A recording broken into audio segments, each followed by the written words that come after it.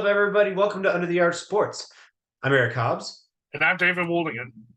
And today we're going to preview Mizzou's matchup against the South Carolina Gamecocks down in the other Columbia.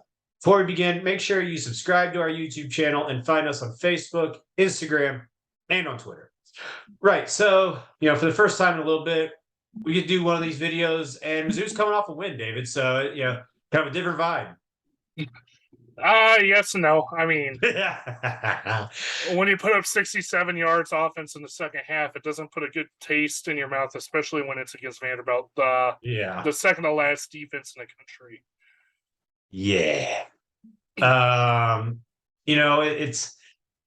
It is what it is. I mean, honestly, this video, there's not that much on the Missouri offense because we know what it is. Brady Cook, one game he's been terrible. Other than that, he's been pretty serviceable. Barely. And the running game, the one thing to note is Cody Schrader. He's going to be looking like he's going to be the feature running back going forward. And Nate Pete, instead of more of a tandem guy, will be a give Schrader a break kind of guy.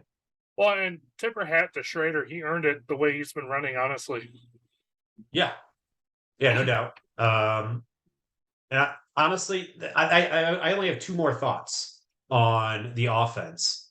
There's a million things you can complain about, but my two thoughts are Armand Membo at right tackle. Love it. Just getting to see the freshman get experience more for the future than this season, but I like that.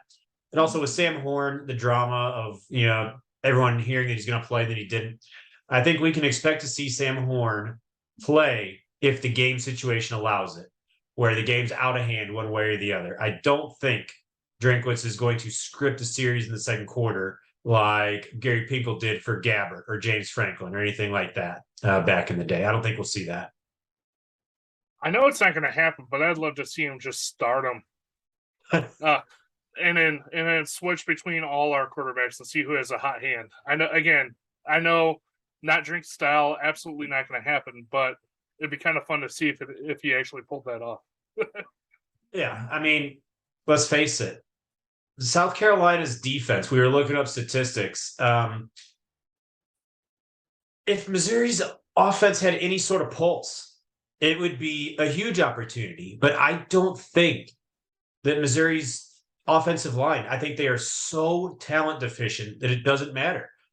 When they're getting pushed around by every single team, including FCS Abilene Christian, it doesn't matter that South Carolina is worse than 100th. What was it, 110th, 111th in tackles per loss?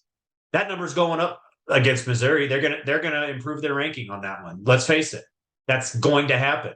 I accept it as fact. They're not getting a whole lot of sacks. That one, pass blocking Missouri's not bad. So, we'll see. Maybe there's an opportunity to throw the football. I don't know.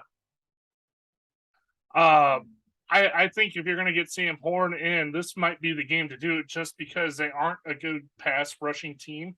And it would give him a chance to get his feet under him and survey the field. I would love to see Brady Cook do that, but he has shown repeatedly he struggles reading the defense and going down progressions. Don't struggles do it. He does not go through his progressions. He has his pre-snap read, and if that's not open, he either forces it to him anyway, or he throws it out of bounds, or takes off running, or something ill-advised. It's something where Missouri fans are going to have to accept it, and frankly, it's going to be ugly. The best thing to do for Missouri to try and win a football game offensively is to throw little dink and dunk passes and then run the football. And honestly, you're doing one to keep the defense honest about the other. Because let's face it, neither one is super effective. Well, and when you're doing those dink and dunk passes, you got to get the ball to love it. And your playmaker, Burton. Thank you. That's what Missouri does not have is any sort of explosiveness. Even with those guys, if they can do that, it can take the pressure off the offense to have to, play perfect, which is what they have to do to score. They can do that for 3 or 4 chunk plays instead of a 10-12 play sustained drive. Because if you do that, and then Mitchell Walters at right guard, he whiffs on his assignment, and all of a sudden you have a 7-yard loss. The drive's over. Realistically, and it happens pretty regularly. Yeah. So that's something where Missouri just needs to accept that it's going to be ugly. I think that's what you have to do offensively. Defensively, David, this is an opportunity for Missouri to really kind of shine again. We were looking at statistics for South Carolina, and we were looking at Spencer Rattler, his line for this season. It's a lot. It reminded us both of Brady Cook. Yeah, he's not much of a runner. Has just under 1,500 yards passing, only 5 TDs. I think 2 of them against Power 5 teams. And he's one against Arkansas, 1 against Kentucky. The other 3 were against Charlotte, Georgia State, whoever. Nobody's. Right, and he's thrown 8 interceptions. So there's an opportunity here for the defense to maybe force some turnovers in this game.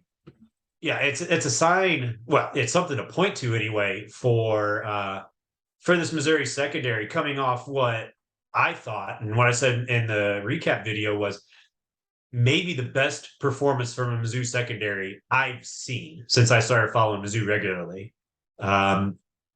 So given that, it seems like an opportunity to help the offense out with maybe some short fields on turnovers. To add on to that, South Carolina's running back, Marshawn Lloyd, is the only real running back that Mizzou is going to face in this game compared to a lot of the other teams that played this year. He has 93 carries, 526 yards, and he's averaging 5.7 yards per attempt. The next closest running back on South Carolina's team is way under half the attempts that he has, and they're all averaging about 3 yards per carry. So 9 touchdowns too. Yeah. And unlike Georgia and some of those other teams where they have like 3-headed monsters back there, if you will, it's just him carrying the load. So if you can shut him down, you can make South Carolina into a one-dimensional team. Yeah. Oh, I agree. If Missouri's front 7 can put the clamp down on the running game and make Carolina throw the football and win the game on Spencer Rattler's arm, I mean, yeah, you like Missouri's chances. Now, I said that exact thing for the Auburn game and the Florida game. So we saw how those went. And just the way this offense versus offense is setting up, we could see another version of the Auburn game where there's 11 punts in a row. Yeah. It's going to be a low-scoring game, David. Moving into predictions here.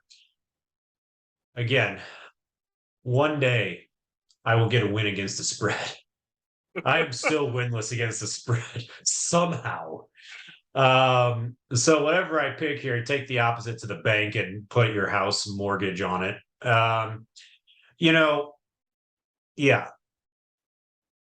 Spencer Rattler does not scare me as a quarterback. South Carolina, you look at it's weird. They're 5-2, 2-2 in the league, and they're tied for 3rd with Kentucky. They hold the tiebreaker, beating them. So they're ahead of everybody in the East aside from Georgia and Tennessee. That sounds really good. That said, 5-2. They've beaten Charlotte, South Carolina State, Georgia State for 3 of their wins, and then they beat Kentucky without Will Levis, and then they beat an A&M team that's imploding by jumping on them 17-0 with an opening kickoff return and 2 quick turnovers. Then after that, A&M controlled that game. A&M had more than 100 yards more offensively than Carolina did. They had less than 300 yards offensively for that football game. It's weird. Do I think Carolina's a top 25 team? No. Are they better than Missouri? Yep. There's no way I can pick Missouri to win a conference game against anybody until they show me that they are capable of doing it. For that reason, I'm going to pick South Carolina to win this football game. I do think it'll be ugly, which is the way Missouri can win it, but I don't think they're going to pull it off. I'm going to go Carolina, and I am going to pick them. Oh, let's say 23-13. Now, Eric, I would argue with you on the Oh yeah, fact that let's hear it. they did show they could beat a conference team last week. I mean, come on. I mean, yeah, it wasn't pretty, and that team hasn't won a conference game since the last time they beat Mizzou in 2019. But Yeah, honestly, I'm kind of in the same boat you are, especially on the road. Drinkwitz only has 2 road wins in his coaching career at Mizzou. now one was at Carolina. To be fair, They should have had that win at Auburn this year, but somehow found a way to lose it. They have to prove to me that they can win and know how to win. I'm hoping the Vanderbilt win was a step in the right direction, although there was so much wrong with that second half, especially, that it's really hard to build momentum off that. However, both these teams are near the bottom in turnover ratios, so there's an opportunity to where if you play a clean football game, you have a shot at winning this one. yeah. However, I am going to take South Carolina 24-17. Mainly because until Mizzou can prove they can win on the road, I just can't pick them to win on the road. Yeah. I do think it is a very winnable game.